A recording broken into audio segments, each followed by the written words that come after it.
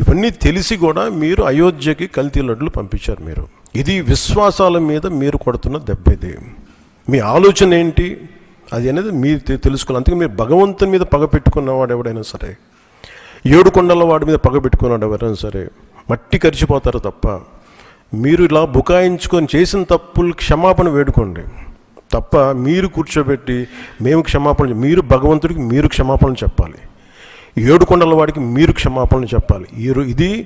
ఈరోజు మీరు మాట్లాడుతుంది ఈ రోజుతో ఆగదు. ఇది ఐ విల్ మేక్ షూర్, మా కూటమి will make sure that you will be liable everyone, ప్రతి ఒక్కరు కూడా. ఇది ఎంత టైం పడుద్ది, ఏం టైం పడుద్ది అనేది సిబిఐ ఫర్దర్ రిపోర్ట్ రావాలి, అది కేసులోకి మన కోర్టులకు వెళ్ళాలి. అన్నీ అయిన తర్వాత ప్రతి ఇది అయితే మేము 100% దీన్ని వదలం. ఖచ్చితంగా ఈ దోషులను ఎవరైతే ఉన్నారో మేము క్షమాపణ చెప్పడం కాదు, మీరు భగవంతుడికి మోకరిల్లే వరకు యుద్ధం సాగొద్దు.